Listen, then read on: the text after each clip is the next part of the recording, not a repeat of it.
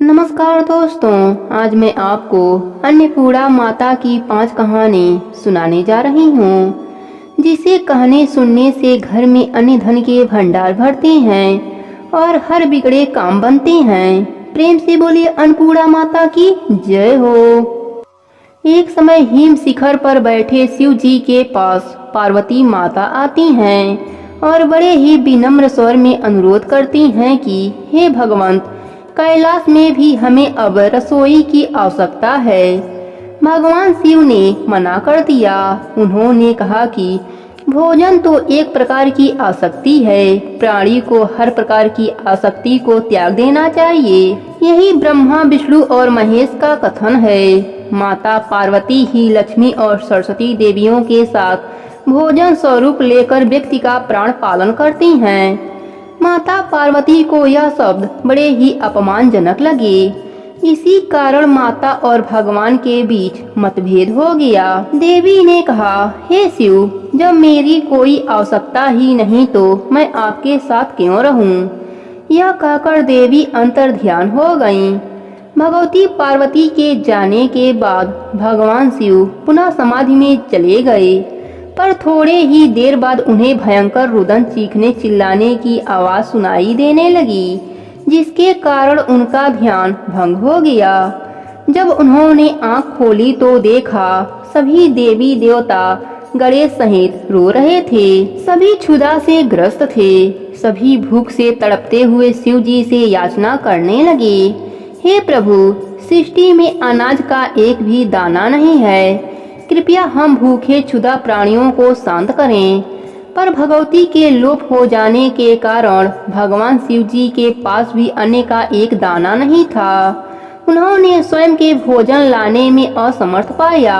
फिर ब्रह्मा जी और विष्णु जी से पूछा। वे दोनों देव भी शिव जी के समान असमर्थ थे। भगवान शिव त्रिलोक में भोजन की खोज में निकल गए। भगवान शिव ने आकाश मार्ग से सारी धरती पर ढूंढा। सारी धरती में कहीं भी कंदमूल्य और अन्य खाने योग्य कोई भी वस्तु नहीं दिखी। ना स्वर्ग लोक में हविष और स्वाहा थीं और ना ही पाताल लोक में कोई भी मांस, मदिरा आदि पदार्थ थे।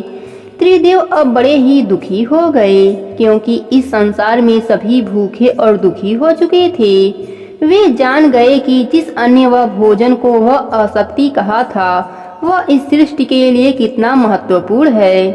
तभी भगवान शिव को एक अघोरी मिला। भगवान शिव को अघोरी जानकर वह मनुष्य कहा, हे अघोरी, अगर तुम्हें भूख लगी हो तो जाओ, तुम काशी में जाओ। वहाँ एक दिव्य स्त्री है जो सभी भूखों को खाना खिलाती हैं। वह अवश्य ही तुम्हारी भी क्षुधा शांत कर देंगी। भगवान शिव अब समझ गए थे कि यह अंतिम रसोई है, केवल भगवती पार्वती की ही है। भगवान शिव ने देखा वहाँ भगवती बैठी हुई हैं, जो लक्ष्मी, पार्वती, सरस्वती तीनों की आभास से सुशोभित थीं। उन्होंने स्वर्ण सिंहासन पर बैठे हुए बैगनी और भूरे रंग के वस्त्र पहने हुए थीं और सभी प्राणी उनके द्वारा भोजन प्राप्त कर रहे थे। ऐसा कोई भी प्राणी न था जो भूख से ग्रस्त था, और जिसे जितना भूख लगी थी भगवती उसे उतना ही भोजन दे रही थीं। भगवती भगवान शिव को आया देख मंद मंद मुस्कुराने लगीं। उन्होंने कहा, हे शिव, यह सत्य है कि आप और ब्रह्मा भूख के बंधन में नहीं बंधे हैं, पर आप जिसके भक्ति के बंधन से बंधे हैं वह क्षुधा से ग्रस्त होते हैं। इसलिए भोजन उनके लिए उतना ही आवश्यक है जितना आपके लिए भक्ति। भगवान शिव समझ गए, भले ही वह बैरागी हैं, पर सांसारिक बंधन उनके लिए भी उतना ही आवश्यक है जितने संसारियों के लिए। देवी ने शिव जी को 3 बार चावल का दान किया। पहली बार चावल के रूप में हविष और स्वाहा थीं, दूसरी बार अन्य धन और कंदमूल थे, और तीसरी बार चावल रूप में उन्होंने मांस, मदिरा और जलायु पदार्थ दिए। ये तीनों लोक में वास करने वाले प्राणियों के लिए थे। संसार में अन्न की पूर्ति करने वाली इस देवी को अन्नपूर्णा का नाम दिया गया। सभी देवी देवताओं ने देवी की खूब स्तुति की और देवी आज भी काशी में अन्नपूर्णा स्वरूप विराजमान हैं। भगवान शिव ने सारे चावल सृष्टि पालन भगवान विष्णु को दिए और भगवान विष्णु ने तीनों लोकों में बराबर बराबर बांट दिया। प्रेम से बोलिए अन्नपूर्णा माता की जय हो। दूसरी पौराणिक कथा के अनुसार एक समय पृथ्वी लोक पर जल और अन्य सभी कुछ समाप्त हो गया। सभी प्राणी अन्न और जल के न मिलने पर मरने लगे। इसके बाद पृथ्वी पर लोग ब्रह्मा जी और विष्णु जी की आराधना करने लगे। ऋषि गणों ने ब्रह्मलोक और वैकुंठ लोक जाकर इस समस्या का हल निकालने के लिए ब्रह्मा जी और विष्णु जी से कहा, जिसके बाद ब्रह्मा जी और विष्णु जी सभी ऋषियों के साथ कैलाश पर्वत पर पहुँचे। सभी ने भगवान शिव जी से प्रार्थना की, हे प्रभु, पृथ्वी लोक बड़े ही संकट से गुजर रहा है, इसलिए अपना ध्यान तोड़िए और जागृत अवस्था में आइए। तब शिव जी ने आंखें खोलकर सभी के आने का कारण पूछा। तब सभी ने बताया कि पृथ्वी लोक पर अन्न और जल की कमी हो गई है। तब भगवान शिव ने उन्हें आश्वासन देते हुए कहा कि आप लोग धीरज रखिए। इसके बाद भगवान शिव और माता पार्वती ने पृथ्वी लोक का भ्रमण किया, जिसके बाद माता पार्वती ने अन्नपूर्णा का रूप धारण किया और भगवान शिव ने भिक्षुक का रूप धारण किया। इसके बाद भगवान शिव ने भिक्षा लेकर सभी पृथ्वी वासियों में भोजन वितरण किया, जिसके बाद पृथ्वी पर अन्न और जल की कमी पूरी हो गई और सभी ने अन्नपूर्णा माता की खूब स्तुति की। प्रेम से बोलिए अन्नपूर्णा माता की जय हो। तीसरी पौराणिक कथा के अनुसार प्राचीन समय की बात है। एक गांव में एक सेठ का परिवार रहता था।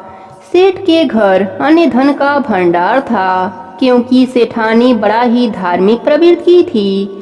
सेठानी पूजा पाठ करती, चौका लगाती, चौका में कभी भी गंदगी नहीं होने देती। सेठानी जब भी आटा गूंथती तो गूंथने के बाद उस पर अंगुलियों का चिन्ह बना देती। कहते हैं कि आटा गूंथने के बाद उस पर अंगुलियों का चिन्ह बनाकर उसको प्रणाम किया जाए तो उस घर में माता अन्नपूर्णा के साथ लक्ष्मी माता का वास रहता है। सेठानी इसी प्रकार सुबह शाम के रोटी बनाने के लिए आटा गूंथती तो उस पर अंगुलियों का चिन्ह बना देती, जिससे उसके घर में माता लक्ष्मी के साथ अन्नपूर्णा का वास रहता। सेठ सेठानी को एक पुत्र था। धीरे धीरे वह बड़ा हुआ, उसकी शादी हो गई। जब नई बहू घर में आई तब कुछ महीनों बाद सेठानी घर की और रसोई घर की पूरी जिम्मेदारी नई बहू को दे दिया। अब बहू घर का पूरा काम अच्छे से करने लगी। नई बहू को पूर्वजों के रीति रिवाजों के बारे में ज्यादा पता नहीं था। उसको जितना आता उतना मन लगाकर करती। शाम को रोटी बनाया, सबको खिलाया। जब अपने भोजन करने बैठी तो रोटी लेने के लिए टिफिन खोला तो उसमें रोटी नहीं थी। बहू ने सोचा कल से ज्यादा आटा गूंथूंगी, आज मैं चावल सब्जी खाकर सो जाती हूँ। फिर बहू ने चावल सब्जी खाकर सो गई। अगले दिन फिर बहू ने आटा गूंथकर रोटी बनाया। फिर जब खाने गई तो रोटी समाप्त थी। बहू आज भी सब्जी खाकर सो गई। फिर अगले दिन बहू ने उससे भी ज्यादा आटा गूंथा। उस दिन भी बहू को रोटी नहीं मिली। एक दिन बहू सब्जी काट रही थी, गलती से उसकी अंगुली कट गई। उसमें से खून बहने लगा। सास ने देखा कि बहू की अंगुली तो कट गई, इसलिए बोली, बहू आज मैं रोटी बना देती हूँ, तुम्हारे हाथ में चोट लगी है। बहू ने कहा, ठीक है माँ जी। फिर सेठानी ने आटा गूंथा, उस पर अंगुलियों का चिन्ह बनाया, फिर रोटियां सेक दी। बहू ने सोचा मैं रोज ज्यादा आटा गूंथती हूँ, तब तो मुझे रोटी खाने को मिलता नहीं। आज तो माँ जी ने बहुत कम आटा गूंथा है, आज तो बिल्कुल नहीं मिलेगा। पर यह क्या, जब बहू खाना खाने बैठी तो टिफिन में अभी भी 6-7 रोटियां पड़ी थीं। बहू को बड़ा आश्चर्य हुआ, पर वह अपने सास से शर्म के मारे कुछ नहीं पूछा। इसी तरह उसकी सास ने 7-8 दिनों तक रोटी बनाया और उसको भरपेट भोजन करने को मिल जाता। जब बहू की अंगुली ठीक हो गई तब बहू खाना बनाने लगी, पर यह क्या, फिर से वही हाल। जब खाना खाने जाती तो टिफिन खाली रहता। इसी तरह से कई महीने बीत गए। बहू सूखने लगी। एक दिन उसके पति ने पूछा, अपने हाथ से बनाती हो, खाती हो, फिर भी क्यों सूख रही हो? क्या तुम्हें किसी प्रकार का चिंता है? पर बहू शर्मिंदगी के कारण कुछ नहीं बोली। तब उसका पति ने सोचा, शायद इसको माता पिता की याद आती होगी, क्यों ना इसको इसके माता पिता से मिला लाऊं। इस बारे में लड़का ने अपने माता पिता से पूछा। उसके माता पिता जाने की अनुमति दे दी। तब बेटा बहू को लेकर ससुराल पहुंच गया। बहू जब अपने माँ से मिली तो माँ ने पूछा, तू इतनी सूख क्यों रही है? क्या तुम्हें भोजन पानी नहीं मिलता? तब बहू ने अपने रसोई घर की सारी बात अपने माँ को बताई। तब बहू की माँ ने कहा, बेटी तेरे से लगता है अन्नपूर्णा माता नाराज हैं। इस बारे में अपने सास से पूछना, शायद उनको पता होगा। जब बहू घर आई तो हिम्मत बनाकर अपने सास से सारी बात बताई। सास ने जब सारी बात सुनी तो उसे याद आया कि आटा गूंथने के बाद उस पर अंगुलियों का छाप वाली रीति तो बहू को बताया ही नहीं। सास ने कहा, बहू मेरी ही गलती है, मैंने तुम्हें एक रीति बताना तो भूल गई थी। फिर सास ने बहू को आटा गूंथने के बाद अंगुलियों का छाप छोड़ने को बोली। अब बहू उसी दिन से आटा गूंथती और उस पर अंगुलियों का छाप छोड़ती। उसी दिन से उसको भरपेट भोजन मिलने लगा। उसके भी भाग्य चमकने लगे। उसके पति का कारोबार बढ़ने लगा। अन्नपूर्णा माता की कृपा से उसका भी भंडारा भर गया। हे अन्नपूर्णा माता, आप अपने सभी भक्तों के घर जाकर उनका भंडारा भर देना। प्रेम से बोलिए अन्नपूर्णा माता की जय हो। चौथी पौराणिक कथा के अनुसार एक समय की बात है, काशी निवासी धनंजय की पत्नी का नाम सुलक्षणा था। उसे अन्य सब सुख प्राप्त थे, केवल निर्धनता ही उसके दुख का कारण था। यह दुख उसे हर समय सताता था। एक दिन सुलक्षणा पति से बोली, स्वामी आप कुछ उद्यम करो तो काम चले। इस प्रकार कब तक काम चलेगा? सुलक्षणा की बात धनंजय के मन में बैठ गई।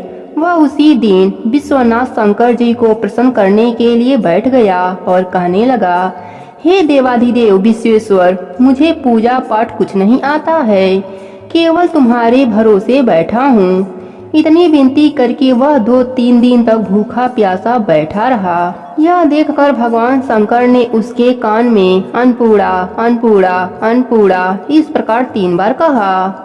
यह कौन है, क्या कहा गया? इसी सोच में धनंजय पड़ गया कि मंदिर से आते ब्राह्मणों को देखकर पूछने लगा, पंडित जी अन्नपूर्णा कौन है? ब्राह्मणों ने कहा, तू अन्न छोड़ बैठा है, सो तुझे अन्न की बात सूझती है। जा घर जाकर अन्न ग्रहण कर। धनंजय घर गया, स्त्री से सारी बात कही। वह बोली, नाथ चिंता मत करो, स्वयं शंकर जी ने यह मंत्र दिया है, वे स्वयं ही खुलासा करेंगे। आप फिर जाकर उनकी आराधना करो। धनंजय फिर जैसा का तैसा पूजा में बैठ गया। रात्रि में शंकर जी ने आज्ञा दी, कहा तू पूर्व दिशा में चला जा, वहाँ अन्नपूर्णा का नाम जपता जाता और रास्ते में फल खाता, झरनों का पानी पीता जाता। इस प्रकार कितने ही दिनों तक वह चलता रहा। आगे उसे चांदी सी चमकती वन की शोभा देखने में आई। सुंदर सरोवर देखने में आया। उसके किनारे कितनी ही अप्सराएं झुंड बनाए बैठी थीं। एक कथा कहती थी और सब माँ अन्नपूर्णा इस प्रकार बार बार कहती थीं। यह अगहन मास की उजेली रात्रि थी और आज से ही व्रत का ये आरंभ था। जिस शब्द की खोज करने वह निकला था वह उसे वहाँ सुनने को मिला। धनंजय ने उसके पास जाकर पूछा, हे देवियों, आप यह क्या करती हो? उन सब ने कहा, हम सब माँ अन्नपूर्णा का व्रत करते हैं। व्रत की क्या विधि है, मुझसे भी कहो। वे कहने लगी, इस व्रत को सब कोई करता है। 21 दिन तक के लिए 21 गांठ का सूत लेना चाहिए। 21 दिन यदि न बने तो एक दिन उपवास करे, यह भी न बने तो केवल कथा सुनकर प्रसाद लें। निराहार रहकर कथा कहें। कथा सुनने वाला कोई न मिले तो पीपल के पत्तों को रख, सुपारी या घृत कुमारी वृक्ष को सामने कर, दीपक को साक्षी कर, सूर्य, गाय, तुलसी या महादेव को बिना कथा सुनाए मुख में दाना न डालें। यदि भूल से कुछ पड़ जाए तो एक दिवस फिर उपवास करें। व्रत के दिन क्रोध न करें और झूठ न बोलें। धनंजय बोला, इस व्रत के करने से क्या होगा? वे कहने लगी, इसके करने से अंधों को नेत्र मिले, लूलों को हाथ मिले, निर्धन के घर धन आए, बांझी को संतान मिले, मूर्ख को विद्या आए। जो जिस कामना से व्रत करे माँ उसकी इच्छा पूरी करती हैं। वे कहने लगा, बहनों, मेरे भी धन नहीं है, विद्या नहीं है, कुछ भी तो नहीं है। मैं तो दुखिया ब्राह्मण हूँ। मुझे इस व्रत का सूत दोगी? हाँ भाई, तेरा कल्याण हो, तुझे देंगी। ले, इस व्रत का मंगल सूत्र ले ले। धनंजय ने व्रत किया। व्रत पूरा हुआ। तभी सरोवर में से 21 खंड की सुवर्ण सीढ़ी हीरा मोती जड़ी हुई प्रकट हुई। धनंजय जय अन्नपूर्णा माता, जय अन्नपूर्णा माता कहता जाता इस प्रकार कितनी ही सीढ़ियां उतर गया तो क्या देखता है कि करोड़ों सूर्य के प्रकाशमान अन्नपूर्णा का मंदिर है। उसके सामने स्वर्ण सिंहासन पर माता अन्नपूर्णा विराजमान हैं। सामने भिक्षा हेतु शंकर भगवान खड़े हैं। देवांगनाएं चमर डुलाती हैं। कितने ही हथियार बांधे पहरा देती हैं।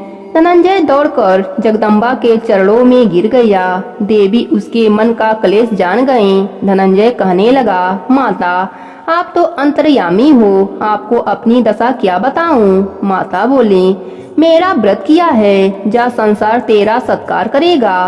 माता ने धनंजय की जीवा पर बीज मंत्र लिख दिया। अब तो उसके रोम रोम में विद्या प्रकट हो गई। इतने में क्या देखता है कि वह काशी विश्वनाथ के मंदिर में खड़ा है। माँ का वरदान ले धनंजय घर आया। सुलक्षणा से सारी बात कही। माता जी की कृपा से उसका घर अन्य धन से भर गया। छोटा सा घर बहुत बड़ा गिना जाने लगा। जैसे शहद के छत्ते में मक्खियाँ जमा होती हैं, उसी प्रकार अनेक सगे संबंधी आकर उसकी बड़ाई करने लगे। कहने लगे, इतना धन और इतना बड़ा सुंदर घर, सुंदर संतान नहीं तो यह किस काम के? सुलक्षणा से संतान नहीं है, इसलिए तुम दूसरा विवाह करो।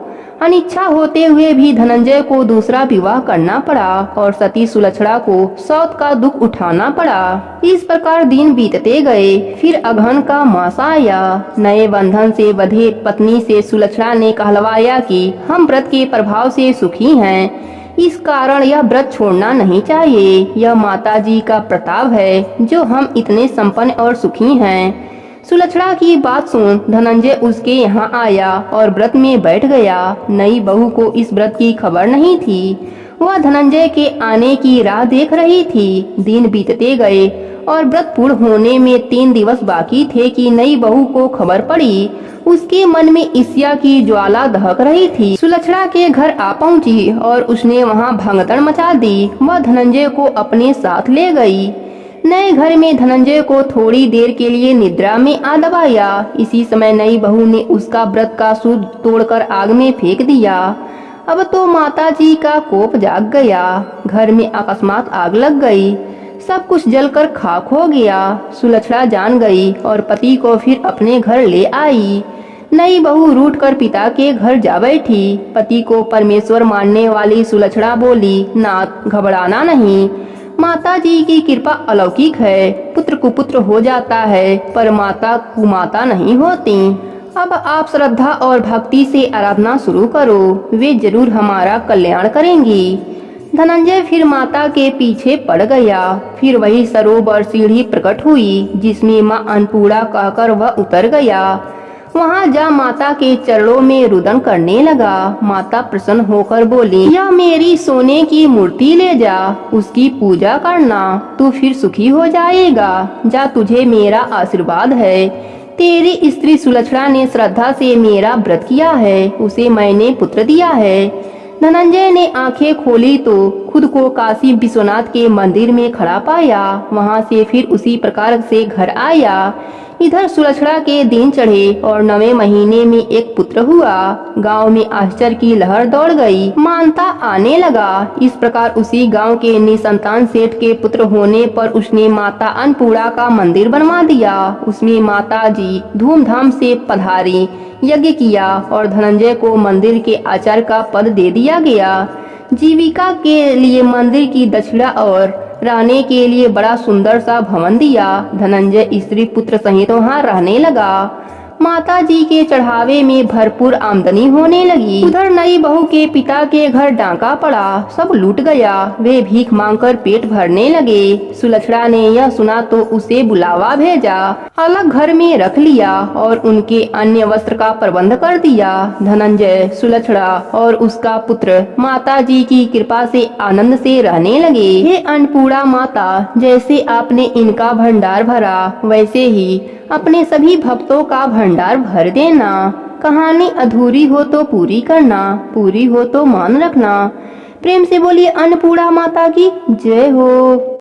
एक समय की बात है, एक गांव में नागेश्वर नाम का एक किसान अपने पत्नी रमावती के साथ रहता था। नागेश्वर बहुत गरीब था। एक दिन वह अपने खेत पर काम कर रहा था, तभी वहाँ एक साधु बाबा आए। उन्होंने उससे कहा, बेटा मुझे बहुत प्यास लगी है, क्या तुम मुझे पानी पिला सकते हो? नागेश्वर ने साधु बाबा को एक पेड़ के नीचे बैठाया और उन्हें पानी पिलाया। पानी पीकर नागेश्वर ने कहा, बाबा आप मेरे घर चलिए, मैं आपको भोजन कराना चाहता हूँ। उसके कहने पर साधु बाबा उसके घर गए। रमावती ने खाना बनाया, साधु बाबा ने भोजन किया और जाते समय नागेश्वर से बोले, तुम्हारे घर भोजन करके मेरी आत्मा तृप्त हो गई है, लेकिन तुम बहुत परेशान हो, क्या बात है?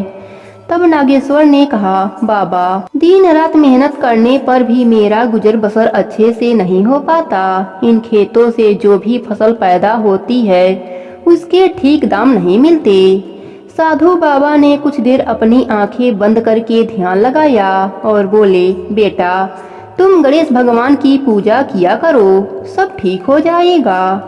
यह कहकर साधु बाबा चले गए। नागेश्वर साधु बाबा के कहे अनुसार भगवान गणेश की पूजा करने लगा। धीरे धीरे उसके खेतों में अच्छी फसल पैदा होने लगी और काफी कमाई भी होने लगी। नागेश्वर ने गांव में एक बड़ा सा मकान बनवाया। वह उस गांव का जमींदार कहलाने लगा। पैसा आने के कारण उसे अब बहुत घमंड हो गया था। उसने अब पूजा पाठ भी बंद कर दिया। एक दिन रमावती ने कहा, गणेश भगवान ने हमारे भंडारे भरे हैं, लेकिन आप तो भगवान को ही भूल गए, पूजा पाठ सब बंद कर दिया। तब नागेश्वर ने कहा, यह सब मेरी मेहनत से हुआ है। तेरे भगवान मेरे खेत में काम करने नहीं आते। मुझे किसी की पूजा करने की कोई जरूरत नहीं है। यह सुनकर रमावती को बहुत दुख हुआ। वह घर के मंदिर के सामने बैठकर गणेश भगवान के आगे रोती हुई बोली, हे प्रभु मेरे पति को क्षमा कर देना, पैसे ने उनकी आंखों पर पर्दा डाल दिया है। एक दिन नागेश्वर अपने घर के बाहर बैठा था, तभी वही साधु बाबा आए और उन्होंने बोला, बेटा मुझे पहचाना क्या? मैं बहुत साल पहले आया था, तुमने मुझे भोजन कराया था। यह सुनकर नागेश्वर ने कहा, अरे न जाने कितने साधु आते रहते हैं, आपको पैसे चाहिए तो ले लो। यह कहकर उसने साधु बाबा की तरफ पैसा बढ़ा दिया। तब साधु बाबा ने कहा, बेटा मैं साधु हूँ, प्रेम और सम्मान का भूखा हूँ, पैसे का नहीं। आज घमंड तेरे सर चढ़कर बोल रहा है, तू एक दिन पछताएगा। यह कहकर साधु बाबा चले गए। एक दिन रमावती ने नागेश्वर के लिए खाना परोसा। नागेश्वर खाने का एक निवाला खाया और थाली उठाकर फेंक दिया। उसने गुस्से से कहा, यह कोई खाना है? ऐसा खाना तो घर के नौकर भी नहीं खाते। रमावती ने रोते हुए कहा, खाना फेंककर आपने अच्छा नहीं किया, आपको अन्य का अपमान नहीं करना चाहिए था। नागेश्वर गुस्से में उठकर चला गया। इसी तरह कुछ समय बीत गया। एक दिन रमावती नागेश्वर को जगाने आई। नागेश्वर बिस्तर से उठ ही नहीं पा रहा था। उसका आधा शरीर काम करना बंद कर दिया था। रमावती घबरा गई। उसने गांव के वैद्य से लेकर नगर के वैद्यों से इलाज कराया, लेकिन उसके पति का तबीयत ठीक नहीं हो रहा था। घर में रखा सारा पैसा उसके पति के इलाज में खर्च हो गया। खेतों पर जो मजदूर काम करते थे, उन्हें मजदूरी नहीं मिली तो वह खेतों को ले लिया। एक दिन रमावती ने नागेश्वर के इलाज के लिए घर भी बेच दिया और वह अपने पुराने झोपड़े में रहने लगी। नागेश्वर बिस्तर पर पड़े पड़े रोता रहता। उसका सारा घमंड चला गया। एक दिन रमावती नागेश्वर के लिए दवा लेने जा रही थी। तभी उसने देखा एक पेड़ के नीचे वही साधु बाबा ध्यान लगाए बैठे थे। रमावती ने जाकर उनके पैर पकड़ लिया और रोने लगी। साधु बाबा के पूछने पर उसने सारी बात बताई। तब साधु बाबा ने कहा, तेरे पति ने गणेश भगवान का अनादर किया है, उसे कोई नहीं बचा सकता। यह सुनकर रमावती ने कहा, कोई तो उपाय बताइए, नहीं तो मैं भी प्राण त्याग दूंगी। तब साधु बाबा ने कहा, एक उपाय है, तू कर सके तो कर ले। तू 21 दिन तक गणेश भगवान का नित्य नियम से पूजा कर। 21वें दिन घर में भंडारे रख। तेरे पति सबको सम्मान के साथ खाना खिलाएं तो शायद गणेश भगवान प्रसन्न हो जाएं। रमावती ने कहा, महाराज, गणेश पूजा तो मैं कर लूंगी, पर भंडारे का इंतजाम कैसे होगा? तब साधु बाबा बोले, तुम दोनों सच्चे मन से गणेश भगवान से प्रार्थना कर भंडारे का संकल्प करो। यदि सच्चे मन से भगवान को याद करोगे तो गणेश भगवान तुम्हारे भंडारे भर देंगे। रमावती घर आकर गणेश भगवान की पूजा का पूरा इंतजाम करती है। गणेश भगवान का नित्य नियम करना चालू कर देती है। उसके पति की तबीयत ठीक होने लगती है। वह किसी तरह गणेश भगवान के चरणों के पास जाकर गिर जाता है और उनसे क्षमा मांगने लगता है। अगले दिन रमावती साधु बाबा के पास गई और कहा, मेरे पति ठीक हो गए हैं, अब भंडारा कैसे होगा? साधु बाबा ने कहा, तू पूरे गांव को न्योता दे दे, भगवान की कृपा से सब पूरा हो जाएगा। रमावती ने पूरे गांव को न्योता दे दिया। भंडारे के एक दिन पहले साधु बाबा रमावती के घर आए। नागेश्वर साधु बाबा को देख उनके चरणों में गिर गया और माफी मांगने लगा। साधु बाबा ने एक चावल का दाना रमावती को दिया और कहा, इसे अपने अन्न में मिला देना। यह गणेश भगवान के भोग का चावल है। भगवान चाहेंगे तो भंडारा भर जाएगा। सुबह जब नागेश्वर और रमावती उठे तो उन्होंने देखा उनके घर में अन्य धन के भंडार भरे पड़े हैं। दोनों ने गणेश भगवान को भोग लगाया और भंडारा शुरू किया। पूरा गांव खाना खा चुका था, फिर भी अन्न खत्म नहीं हो रहा था। गणेश भगवान की कृपा से उनके भंडारे सदा के लिए भर गए थे। हे भगवान गणेश, जैसे आपने उनके भंडारे भरे, वैसे ही अपने सभी भक्तों के घर के भंडारे भर देना। सब पर अपनी कृपा बनाए रखना। कहानी अधूरी हो तो पूरी करना, पूरी हो तो मान रखना। प्रेम से बोलिए गणेश भगवान की जय हो।